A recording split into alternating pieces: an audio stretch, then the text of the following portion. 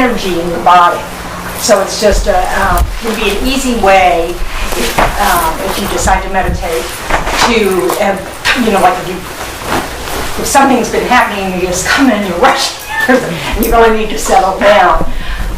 It's a good way to do that because it just kind of evens out the energies. And so the way I've been taught, because I'm, with all different things, is that I'm going to get it wrong now. So we're going to go with this. So what you do is you just block like your left nostril and breathe in through your right nostril, and then you block the other and exhale. You do that 3 times, and then you switch. So you block the right nostril and breathe in, and exhale through the left. That's not right. But you can't talk about it and do it at the same time. That's sad. You do that you do it for 3 breaths, and then you switch sides and you do it for 3 breaths, and then you do 3 breaths with both nostrils, and then you do it again if you need to, and you do it a 3rd time. Don't do it more than 3 times or something. But it's just a good way to just kind of settle down in your seat, to just remember. So just take a moment and feel yourself here. Just be aware of the cushion of the chair.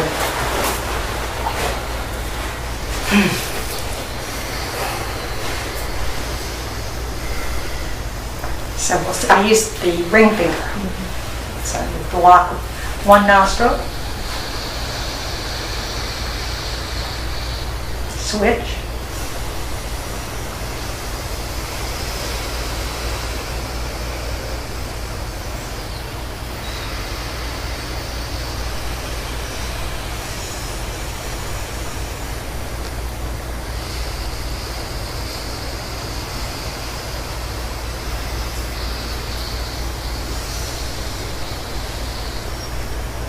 block the other nostril.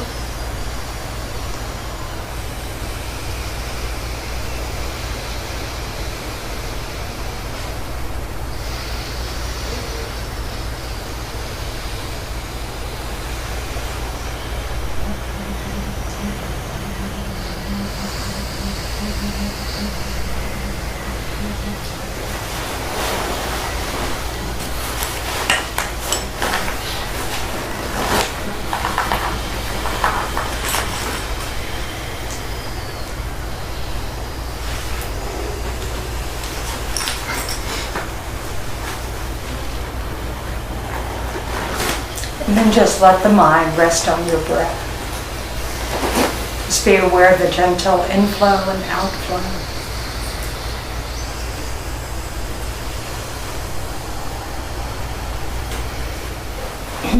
So I'm Tendron. I've been a nun 14 years. I've been Buddhist for about not quite 20. Venerable while I became a nun, so some of you have met her. I call her Hurricane Ravina, not to her. But she's a force to be reckoned with. So I have studied in Australia. There's a nuns community in Australia, and they teach the basic program there, which is the basic, meaning the basic text for the Geshe program. Not the basic in the sense for anybody else, because they're not that. So I spent the first year not understanding a word that was said to me, but hey. So it was good. It was very good. So tonight, so I was asked to teach on or talk about forgiveness and letting go. Does that fit for you? Always. Yes. Always. We have a habit of holding on. This is not uncommon, shall we say. So I thought it would be useful just because I was trained in the Tibetan Buddhist tradition. So here you go. I've got a definition for us.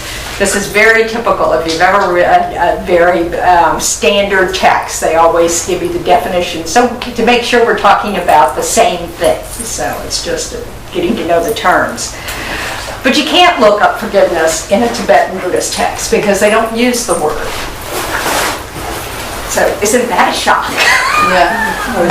So, whoa, you know? So forgiveness doesn't really come up. So, and I'll get to why, so don't panic, there's still a solution.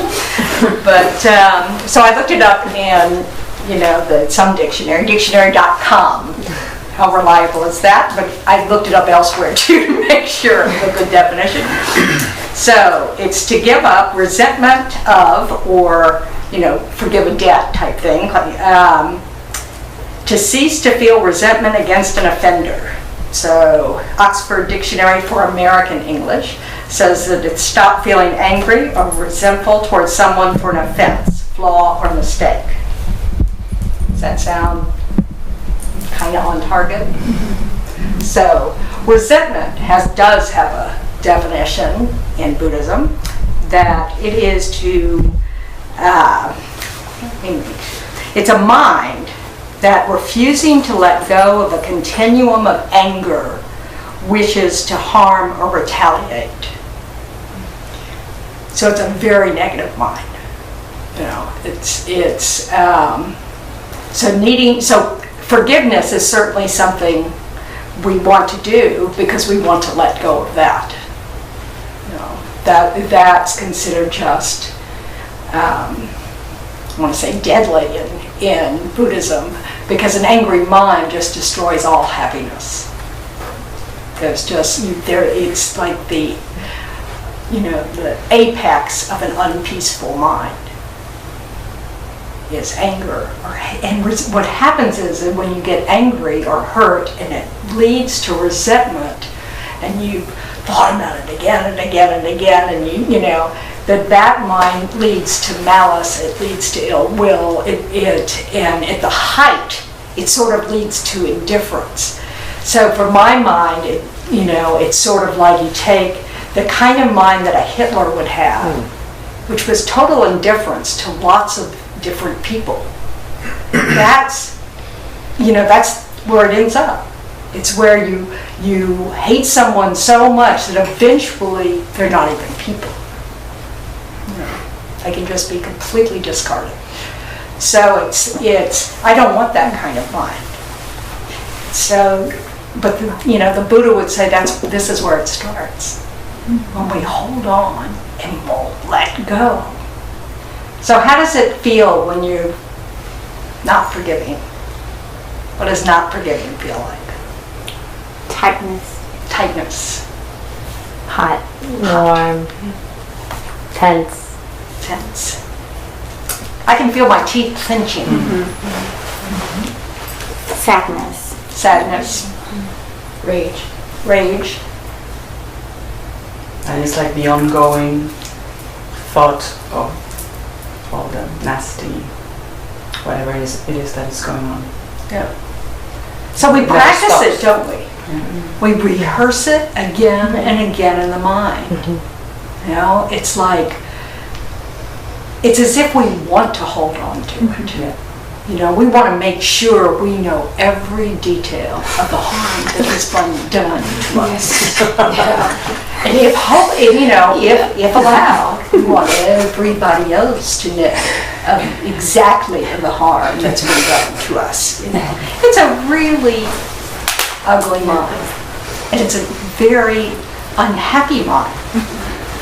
And so it's interesting that we don't, at the first opportunity, try to get rid of it.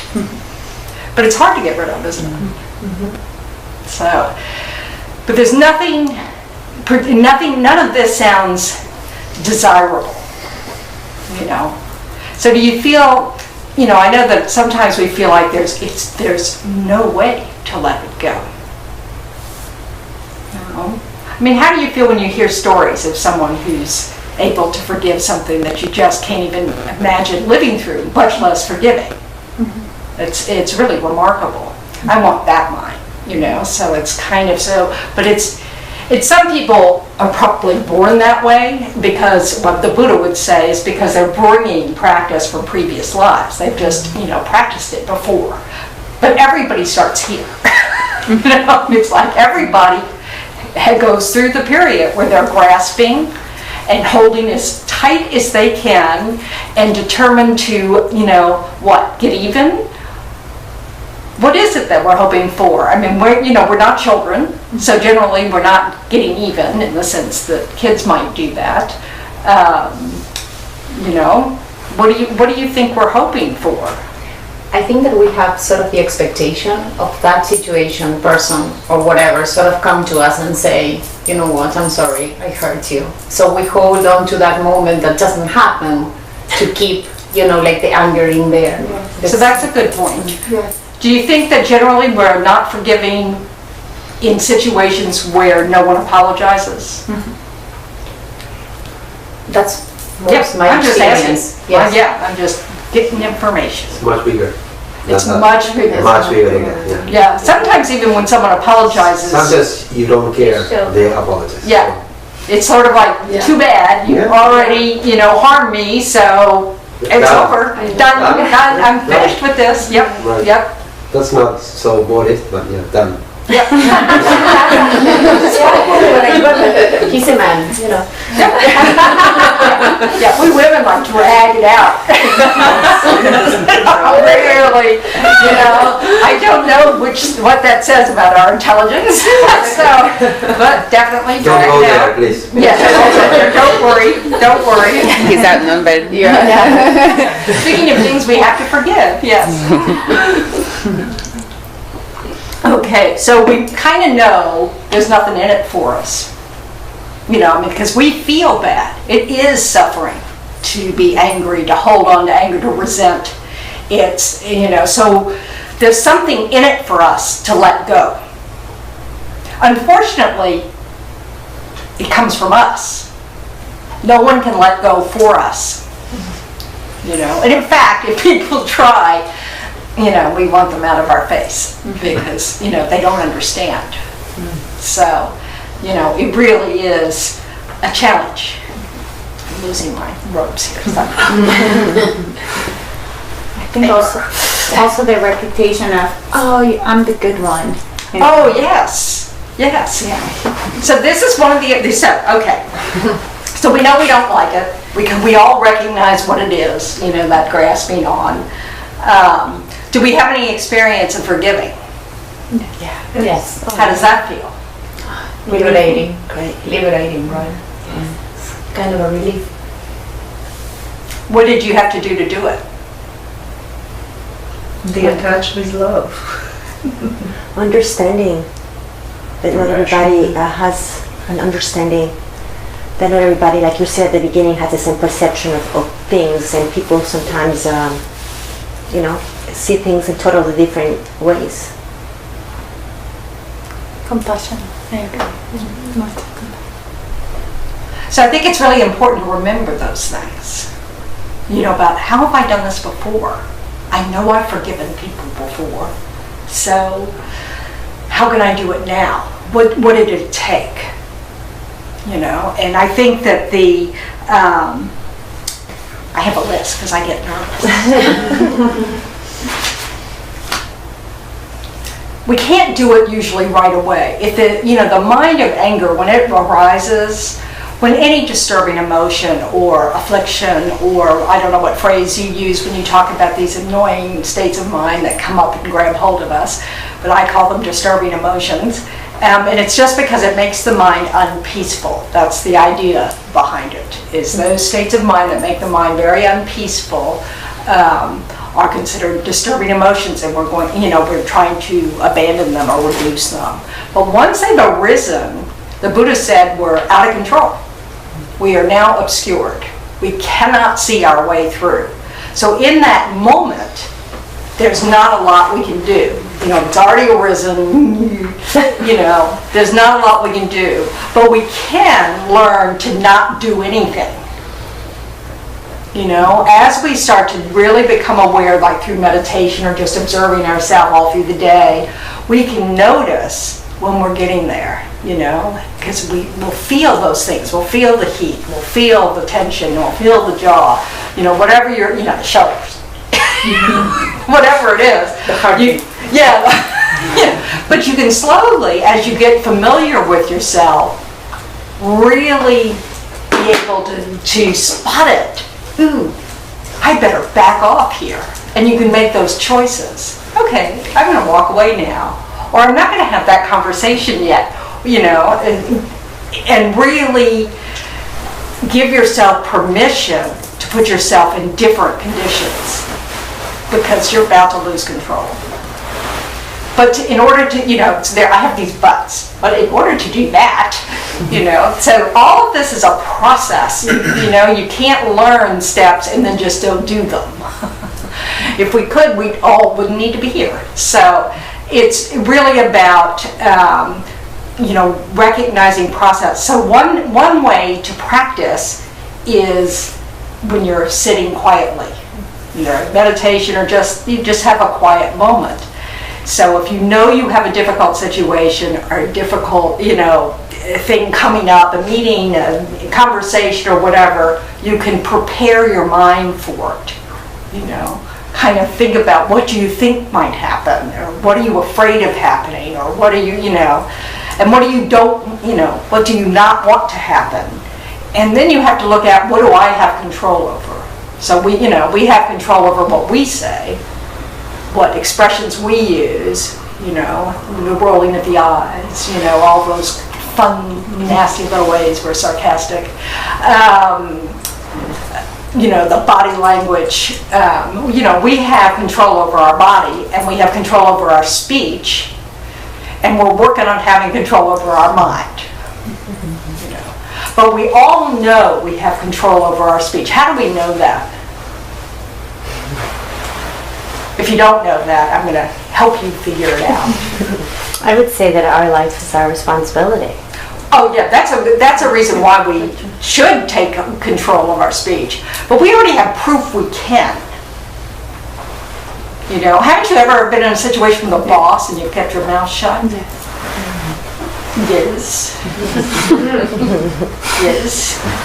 We need to remember that. When our self-interest is really high, or it doesn't even have to be self-interest, you need to keep your job for your family, it's suddenly, oh, sure, whatever you say, happy to do that again. Whatever it is. I mean, we have the wisdom to know it's not going to be good for us to say something now. Now, we may go home and build up resentment, and talk about it, and, until everybody else wants you to shut up, and, but, so we're not doing ourselves any favors there. But it's proof we can control our speech. But I have a question, because when you're angry, something trespasses your boundaries. Isn't that good maybe to be assertive and it's actually control your speech, but at that moment, because the moment is what happens there. So it happens to me, if I don't say what I feel, hopefully in a nice way, it will feel resentment, because then actually you're angry to the other person, but you're angry for yourself because you become a victim because you didn't do anything. Well, that's all very clear, but so you have to question some of those things. So that's a good place to. In a nice way. I mean, just make the message clear and concise, unattached with emotions, and be able to be just Anybody can do that. I guess it's training the mind what you say, but I'd rather say something like that than not say anything about feeling offended. Well, yes, and you have to choose your moments. What we're looking at right here is how to change the scenario when we're headed towards suffering ourselves. Okay? So, it's not that we should never speak up, although it's good practice. If someone says something offensive, it can be, if you're not in the habit of controlling your anger, it can be good to practice not saying anything. Okay. Yes? Should we think of the intention behind the words? So Of when your we, words when we or- want to say and speak up for ourselves, take a moment and say, okay, why am I Yes. saying these words? And then either say the words or... And that takes practice. That's the key here, is that we really need to develop a new habit of intentional speech. And so usually when we start, if it's a difficult situation, you've got this difficult relationship with someone at work, or you have a difficult, your child's a teenager, or, you know, you have these difficult situations. If you already know that, then you want to give yourself a wide berth. You really want to give yourself the best conditions possible for a positive outcome. So instead of taking the chance, you know, you need to prepare. And then you need to assess in the moment. Okay, maybe what I had thought I was going to say isn't going to go over so well here. Maybe I need to think this through further. But, you know, but in terms of, so like, say you want to forgive something's happened and you want to forgive, but that you can't actually address that person. They're dead, you know. They're not available, or it'd be harmful, like your boss, you know, so it'd be harmful to you to go anywhere with it. But you still have this resentment, so you can still let it go, even though it's never actually gone outward. You know, that or there's nothing that, you won't get that apology. That apology cannot come. And those, you know, so that's really important to be able to develop some methods for, and this is where, so since in Buddhism, perhaps this is why there's no forgiveness. There's no person to go to for forgiveness. There's no God to turn to for forgiveness. The Buddha doesn't have to forgive you. It's nothing to do with him. You know, it's just literally, you know, it's your mind is all we have to work with. And so it's really about, how can I suffer less? I'm suffering in this resentment state. How can I suffer less? And that's where compassion comes in. And the first person you need to have compassion for is you.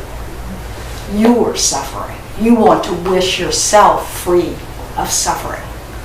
That is the biggest piece. It's, you know, we need to really, so if we've been hurt, whether it's perceived, you know, whether someone actually did something to harm us or not, whether it was just, you know, we perceived it as harm, and people do harm us, I mean, you know, so there's, you know, it's not like that's a doubt, but it doesn't matter. We need to, you know, life is hard, and all sorts of things happen that are disappointing, sad, devastating, all kinds of things. And so we need to wish ourselves free of that. You know? And the good news is the Buddha thought, you know, 100% possible. You know, there's no doubt. But so you start there, and then when you've kind of supported yourself there, then you could start to look at those things we were talking about earlier, you know, that understanding. How did we get here? You know, or how is this person like they are? And really try to put yourself in the other person's shoes. Really try to allow the fact that, you know, they're imperfect, they're suffering, they just want happiness. They just, you know, and they just don't know what they're doing. You know, and give them that wide berth. And then you also have to give, you know, do the same for yourself. So say you know, you've had the argument back, and you've had, you know, it's been a back and forth kind of situation. You have to do the same for yourself. How did I get there? You know, you know, where did I learn this kind of language? Whatever it is, you know. So, and really be kind. It's really about, you know, being able to, you know, acknowledge, ooh, I don't like feeling like this, and I know I've done this to others, you know. Ooh, I'm sorry about that. You know, to just, because like the Buddha taught that everything that we experience is because of our own past actions, you know. So how we respond to the current situation is going to determine how much more suffering we're going to have happen in the future. But that's a, you know, neither here nor there. That's a big picture. But we already know, we have experience of suffering from holding on to grudges, to hurts, to, you know. So it's really, it's not kind to ourselves to hold on to resentment. It's like torture. And so when the little play comes back up into the head and you're rehearsing his part, her part, their parts, whatever, back and forth, you want to stop it. It does not help. It's not going to be accurate. So, you might know all your lines by now, but, it's, it's probably not accurate. But mostly, it's going to make you suffer more. So it's one of these things where you have to do a lot of self-talk of just when it comes up, go, not going there. Thank you, dear, for reminding me, but not going there. Our mind is often not helpful. We have all sorts of habits, and we need to learn to tell it to shut up. If it just keeps nagging at you, just be firm. I'm not listening. Thank you, but not listening. And sometimes with some events, you have to do that a lot. You just have to keep reminding yourself, especially if you're like in a situation, say it's a family member, like, your mother. And so you don't want, there's no point in discussing it, but you're at some family gathering and you really would like to be nice. You may have to tell yourself to shut up the entire time. But with practice, that you won't need to do that eventually, because the payoff is so big. Yeah. But what do you do with that anger? Right. You don't do it. You don't give it away. We think that anger somehow has to go somewhere. It's just a state of mind. Mind is not physical. It will go away if we don't feed it. If we keep encouraging it, sometimes, we think, if I just let it out, that will help. It usually doesn't. All you've done now, though, is probably hurt someone else.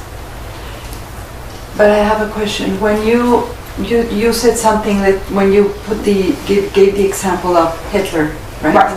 Which it's just an example, but I think it happens to all of us in different ways. Let's say you're angry at someone, and at some point that you're resentful of that person, but at some point you just delete it from your mind. But no, you don't delete it on your mind. You work on your mind so that you're not angry anymore. But when you say you ignore them, Indifference. Indifference, yes, that is the word. Yes, Hitler becomes indifferent, yes. Yes. Yes. So you have anger, then you have resentment, and then you become indifferent. Yes. So what you need to do is have love. Right. If you feed your anger, that's where it can grow. If you counter the anger and say, not a good plan, not good for me, not good for my mind to be angry, we can choose not to be angry. We are in charge of our minds. It just doesn't feel like it. We are so habituated to getting angry, in certain situations that we react. It's just what we do, and we think, I am angry. I am anger. It's just anybody in their right mind would be angry. This is what we tell ourselves. Anybody in their right mind would choose not to be angry.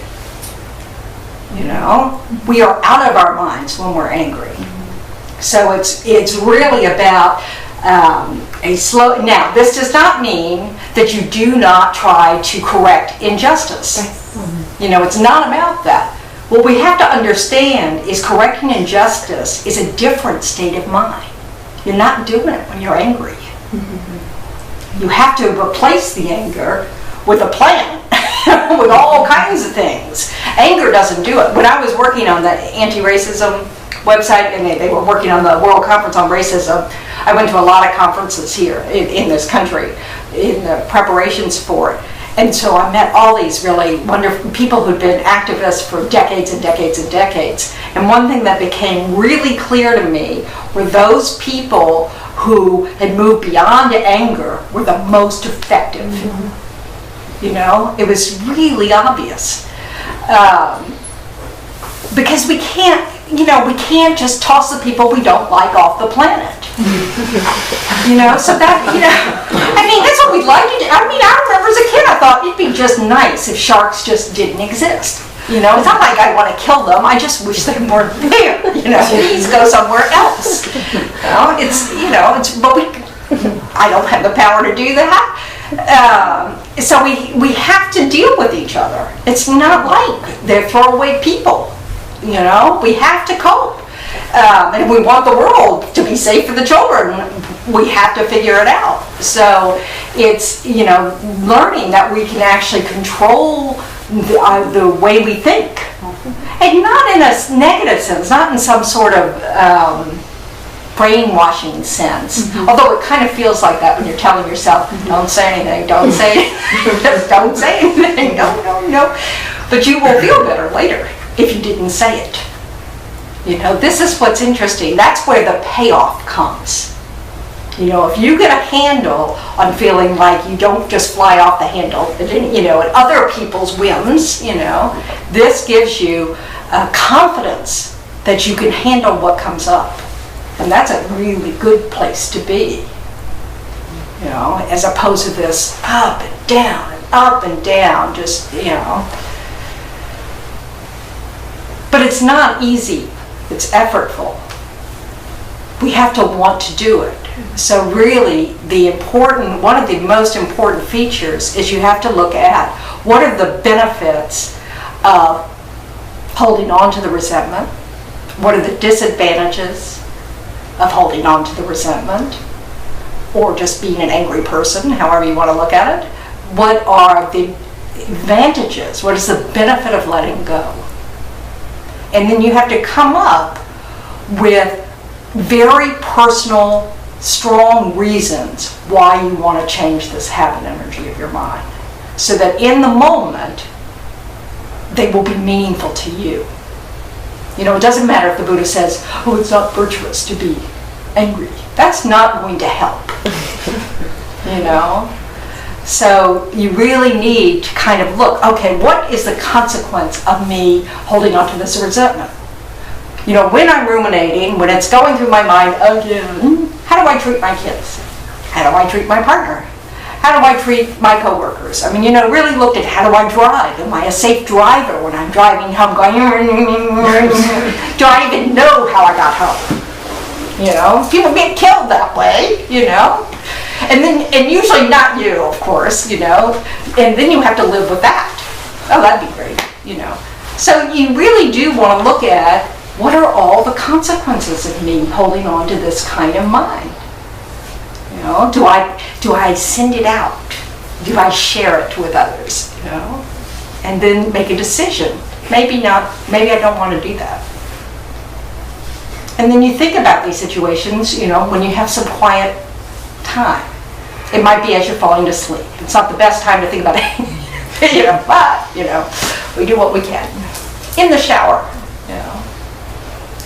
come up with a list and remember them so that you have them on the tip of your tongue so you can back off. So that's sort of the first kind of process. Because at least then it's unlikely you'll have something to regret because you won't have done anything or said anything. Or you won't be fueling some resentment. If you can stop that. So it may not be anything that's ongoing, but you just, for some reason, you're still bringing this up in your mind. So you want to, use these reasons of why is it important that I let go of this? Why do I want to hold on to this? It feels terrible.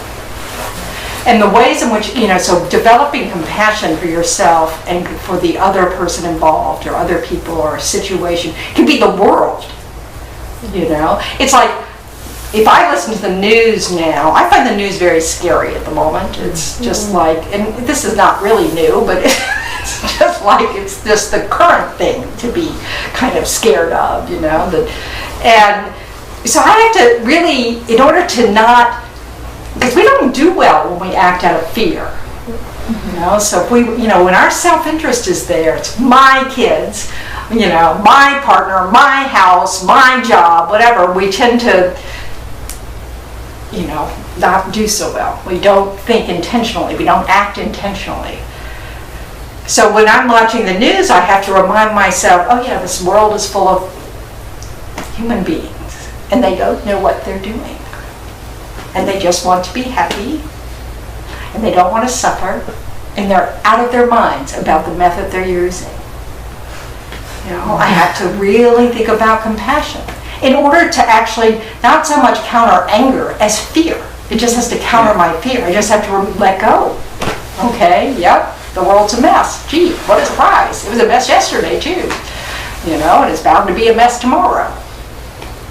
So it's you know, it's this kind of giving yourself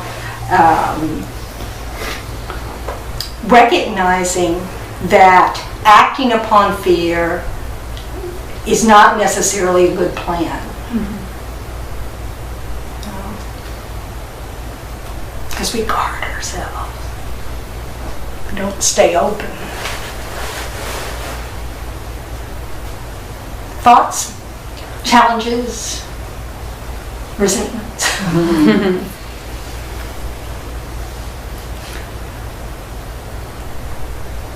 So, talk amongst yourselves about how you can, well, first, you know, think of some obstacles. What are things that get in the way of being able to let go? And then maybe you can come up with some solutions. Break up into little groups. Get to know each other better. You know, so you have to come up with a different kind of strategy. For me, I had to, with my dad, I had to finally just decide, okay, I still choose to go home for the holidays. Okay, so maybe I still want a relationship with this person. Okay, so what would it be like if I went home and just was there for him? You know? Voya can change everything. Instead of going home going, are you going to be the perfect dad now? Or even kind of good enough? Are you going to be any of those things? Instead of having that mindset, I just took responsibility. I'm the one choosing to go home. I could have stopped a long time ago. But obviously I don't want to let go of the relationship. So what would happen if I didn't keep hoping for something else? And it really made it just really different. It was like, humbling. It's sort of like, oh, gee, maybe my attitude was bringing so much of this garbage. It does not change the fact that he was a lousy father. Doesn't change that. But we're all adults, we grew up, I survived, whatever. So, that I can't change that part. I can't change the fact that he doesn't get it, but I could change our relationship now. And so then it evolved, so that when he developed Alzheimer's, I wanted to go home and take care of me. It was really important for me to do that, for me. So it's, it shifts everything. So we have to look at that. Am I choosing to keep this relationship going? And is there a good reason for it? And honor that. We're not wrong to want to keep a relationship going, So we have to, we don't need to suffer forever. It's just, we can choose. It doesn't mean they'll not say those unbelievable things, but it can mean that we won't be hooked by it. And that can change everything. Other relationships, we may go, I don't like this person, and they're not my father, and they're not my brothers, and so I can walk away and not see them again. So, sometimes that's a choice. It's okay, we don't have to, we want to feel compassion. We want everybody to be happy. We don't have to, be friends with everybody.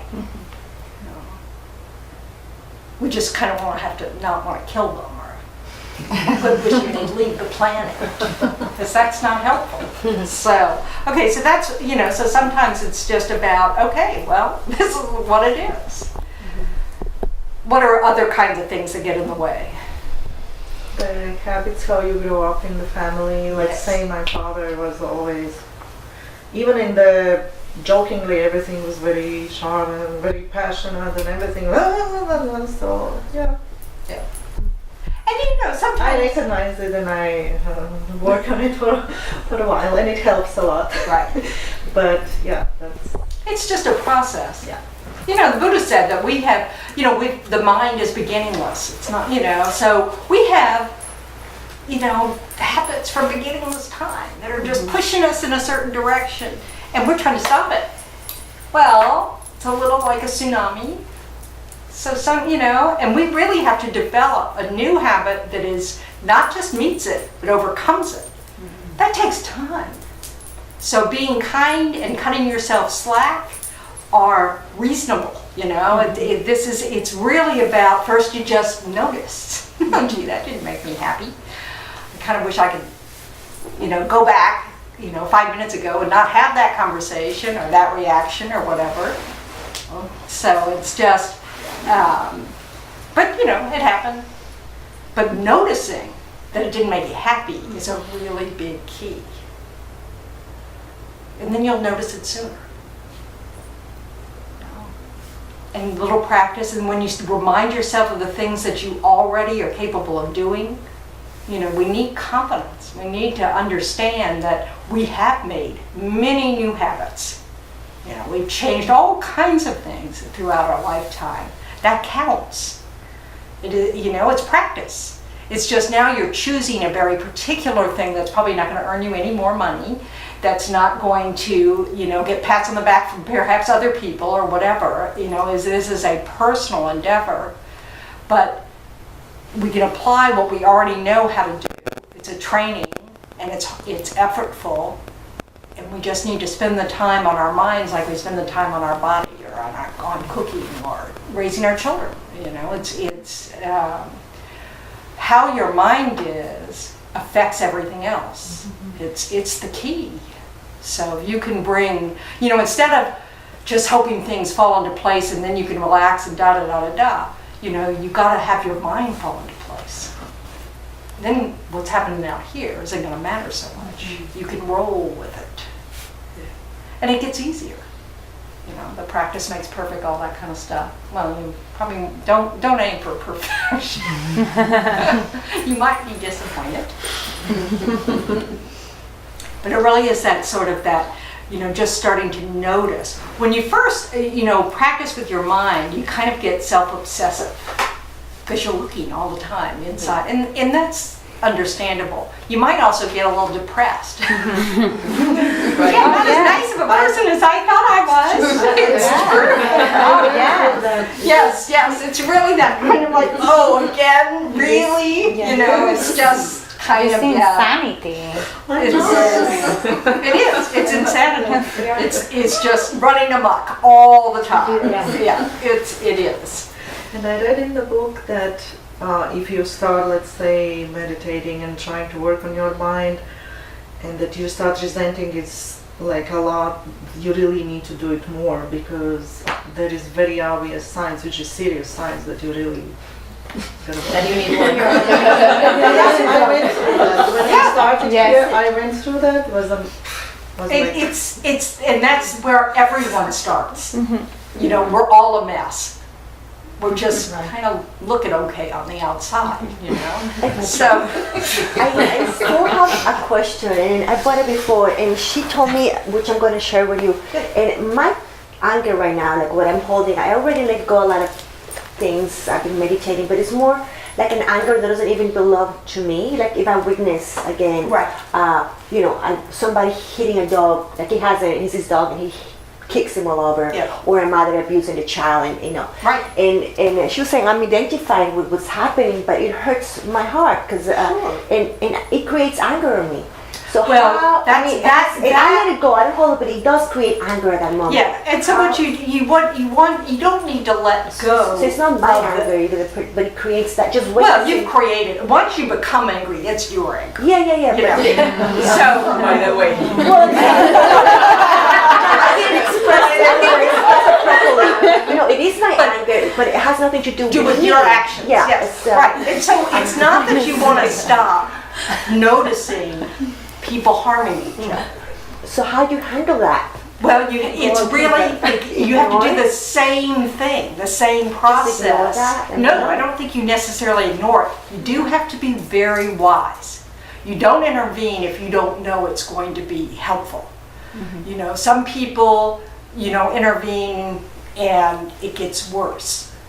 So you really have to, sometimes it's helpful to just distract the adult. If it's, an adult hurting an animal, a child, or whatever, you can, but it really has to come from a place of, I know you don't want to hit your dog, you don't want to hit your child. No one is born that way. It's a really suffering mind that is out of control. And we don't know what's going on in people's lives. But we can tell from their actions if they're suffering. They may not know they're suffering, but we want to come from this place of understanding. Understanding. Even if we can't imagine doing what they just did, they're clearly out of control. So it's really and we have to practice this. We can't just do it in the moment. We're too caught then. But if we practice, then when the moment arises, we can come from a different place. But in the meantime, you'll have lots of those kinds of feelings. I mean, that's just the way it is. But slowly, we get a better handle on it. And that open heart it really can diffuse situations. So it's just a better starting point. And especially with ourselves. It's like when we beat ourselves up about doing this and not doing that, or whatever you beat yourself up about, we're practicing a mind we're trying to give up. So it's really important to remember, oh yeah, that's right, I don't want to practice this. Okay, I'm not a Buddha yet. Drat! I was really hoping today would be the day, but it's really a process, and being, and developing a sense of humor is really excellent when it comes to looking at your own mind, because it's a mess. So any other last minute thoughts?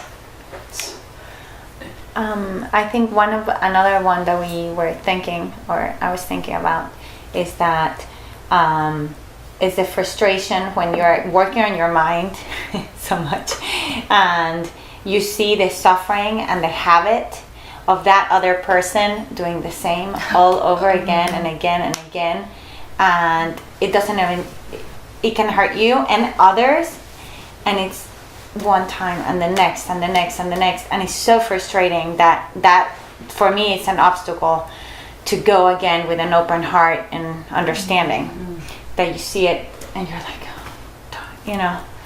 come on, look at your mind, please. So this is you're talking about. You're looking and you've done it again and again and again, or you talking about another person okay. that you are working on your mind, saying, and they're not. And they're not. And you see their their habit of suffering, right, and hurting other people and being. You want to fix them. Of course. Yes. Or even if you don't want to fix them, you want them to stop to look at themselves. So that frustration, it's an obstacle. That frustration. Yeah, because that's all about you. Yes. Yes. And the Buddha said, whenever it's all about you, it's just not a good look. Yes. It's, that leads to us being unhappy. Yes. And it's the ego. Yes. Hey, do it like me. Yes. You know, come on, I'm with the program, you get with the program. Yes, it's but again, that's because all you're doing is looking at it from your point of view. And that's what's causing your suffering. Yes. You know, if you look at it from the fact that they are suffering, they're suffering again. Yes. You know, and send them positive energy into your thoughts and pray for them and all those kinds of things. I mean, it's just really, we need to turn our focus outward to loving kindness for others. I mean, it's just, obviously we have to work on relationships and we have to talk to each other and all that kind of thing, but people are not on the same, you know, even if they're working the same, you know, you could be both Buddhist or something and be talking, no one is in the same place or working on the same issues. And that's just, you know, that's just samsara. But it is frustrating to feel like I'm sure it's, you know, when you know how to do something and you just really wish this other person would let you teach them, you know, because you know that it would be a benefit. It's hard to step back. But don't you have to do that with your children? Yes, a lot. Yeah, well, it's no different. Because you are looking at that suffering. Yeah.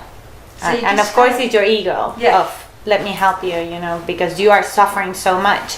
So it's so frustrating to step back. It's really hard. It is hard, but you It's do it super for a hard. reason, you know, because they have to learn, you know, they have to learn to do things. And also some things they just not going to be good at for a while. You know, so, and it's the same way with adults. We just have to back off, and and if we can remember, you know, when you're in that frustration, remember, I am just concerned about myself.